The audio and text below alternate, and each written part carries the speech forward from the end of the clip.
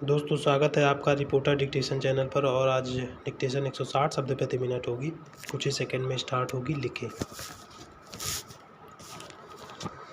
फांसी शब्द सुनते ही आम जन के साथ साथ अपराधियों के भी रोंगटे खड़े हो जाते हैं। शायद इसी कारण यह माना गया था कि दंड संहिता में कुछ जघन्य अपराधों के लिए मृत्यु दंड का प्राविधान एक निवारण का काम करेगा, पर कालांतर में ऐसा हुआ नहीं और जघन्य अपराधों की संख्या आज भी चिंताजनक बनी हुई है। अपराधियों द्वारा उनके अधिकारों के दुरुपयोग को रोकने और सामाजिक सुधारों को गति देने के उद्देश्य से दंडनीय उपबंध किए जाते हैं, जिनकी संवैधानिकता पर समय समय पर सवालिया निशान भी लगते रहे हैं। हालांकि बचन सिंह बनाम पंजाब राज्य 1980 मामले में उच्चतम न्यायालय ने मृत्युदंड को संवैधानिक कहा था, लेकिन ऐसे दंड को कार्यान्वित करने वाले तरीकों को लेकर अक्सर विवाद भी हुए हैं।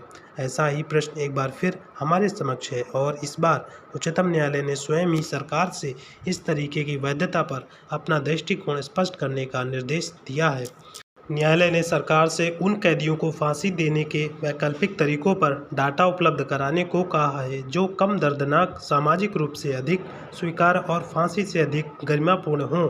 पैरा अध्यक्ष महोदय, इस पूरे मामले का अवलोकन करने के पहले मृत्युदंड की वैधता, विश्व में उसकी समाप्ति के लिए प्रयासों और भारत में उसकी तार्किकता पर चर्चा उपयोग होगी। भारतीय दंड संहिता कुछ ऐसे अपराधों को निर्दिष्ट करती है जिनके लिए मृत्युदंड दिया जा सकता है। आपराधिक प्रक्रिया संहिता 1973 की धारा 354(5) में कहा गया है कि जब किसी व्यक्ति को मृत्यु का दंडादेश दिया जाता है तो वह दंडादेश यह निर्देश होगा कि उसे गर्दन में फांसी लगाकर तब तक लटकाया जाए जब तक उसकी मृत्यु न हो जाए। ऐसी मान्यता रही है कि किसी अपराध के लिए गंभीर दंड उसके विरुद्ध निवारण उत्पन्न करता है और इसी कारण मृत्युदंड को बनाए रखते हुए भारत में यह स्थापित है कि मृत्युदंड दुर्लभ में दुर्लभतम मामलों में भी दिया जाएगा, जिसकी पहचान बचन सिंह मामले में सुप्रीम कोर्ट द्वारा दिए गए निर्देशों के आधार पर की जाएगी। पैरा अध्यक्ष महोदय, वर्ष 2017 में अधिवक्ता ऋषि मल्होत्रा बनाम भारत संघ मामले में मृत्युदंड को अधिक गरिमापूर्ण तरीके से निष्पादित करने की मांग की गई थी। यह तर्क दिया गया कि एक दोषी जिसका जीवन सजा के कारण समाप्त होना है, उसे फांसी की पीड़ा सहने के लिए मजबूर किया नहीं जाना चाहिए। इस जनहित याचिका ने आपराधिक प्रक्रिया संहिता 1973 की धारा 354(5) की संवैधानिक वैधता को भी चुनौती दी गई थी। इसके बाद जनवरी 2018 में सरकार ने एक शपथ पत्र में यह उल्लेख किया कि मृत्युदंड को निष्पादित करने के लिए फांसी ही एकमात्र व्यवहार्य विकल्प है। सरकार ने शपथ पत्र में यह मांग की थी कि अन्य देशों में अपनाए गए तरीकों की जांच करने के लिए भी समय दिया जाए। पैरा अध्यक्ष महोदय, एमनेस्टी इंटरनेशनल के अनुसार विश्व स्तर पर व्यापक रूप से उपयोग में लाई जाने वाली 5 निष्पादन विधियां हैं। पहली, घातक इंजेक्शन, जो चीन, वियतनाम और अमेरिका में प्रचलित है। दूसरी, बिजली का झटका देना, जो अमेरिका में प्रचलित है। 500 और 2000 वोल्ट के बीच का झटका लगभग 30 सेकंड तक रहता है, तब तक बार बार दिया जाता है जब तक कि कैदी को मृत घोषित नहीं कर दिया जाता।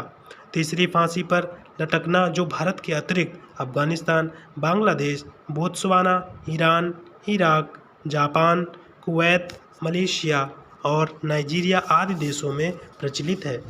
शूटिंग की विधि का उपयोग चीन, इंडोनेशिया, उत्तर कोरिया, सऊदी अरब, सोमालिया, ताइवान और यमन आदि देशों में होता है। वहीं सऊदी अरब में सिर कलम करने की विधि का प्रचलन है। पैरा अध्यक्ष महोदय, प्रश्न यह है कि क्या मृत्युदंड देना मानवीय है और ऐसे दंड को निष्पादित करने की कौन सी विधि अपनाई जाए? प्राकृतिक अथवा नैसर्गिक अधिकारों अर्थात मानवाधिकारों का संरक्षण किसी भी सभ्य समाज और राज्य का पहला दायित्व है। इसके लिए संविधान या विधि द्वारा उनका नियमन और नियंत्रण किया जाता है। इसी संदर्भ में दंडात्मक कानूनों का महत्व देखा जा सकता है। यहाँ यह उल्लेख समीचीन होगा कि भारत के संविधान में प्राण एवं दैहिक स्वतंत्रता का अधिकार भी विधि द्वारा स्थापित प्रक्रिया के तहत दिया गया है, जो सबसे बुनियादी मानवाधिकार है। नागरिकों को जो मौलिक स्वतंत्रताएं दी गई हैं, उन पर भी युक्त निर्बंधन लगाने का उल्लेख है।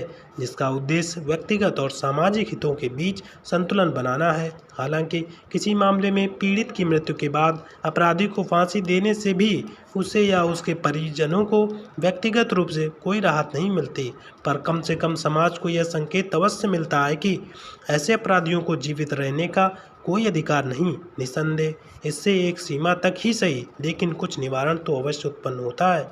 दूसरी ओर जहाँ तक मृत्युदंड निष्पादित करने की विधि का प्रश्न है, तो फांसी मानवीयता के दृष्टिकोण से सर्वोत्तम पद्धति है। पैरा अध्यक्ष जी, यहाँ यह विचारणीय है कि भारत जैसे देश में इन मुद्दों के अलावा भी विधि के क्षेत्र में कई ऐसे महत्वपूर्ण मुद्दे हैं जिन पर राष्ट्रीय बहस होनी चाहिए। इनमें सबसे महत्वपूर्ण देश में विधिक साक्षरता बढ़ाने वाला कार्य है। संविधान का निर्माण हम भारत के लोगों ने किया है, लेकिन आम लोगों में उसकी समझ स्वतंत्रता के 7 दशकों के बाद भी नहीं हो पाई है। इन मुद्दों पर अपेक्षाकृत अधिक ध्यान दिया जाना मृत्युदंड की विधि में बदलाव जैसे विषय पर विचार करने से बेहतर होगा और समाज और राष्ट्र दोनों के हित में होगा। पैरा अध्यक्ष जी, अपनी क्षमता एवं रुचि के अनुसार आप आगे बढ़ेंगे तो सफलता शीघ्र मिलती जाएगी।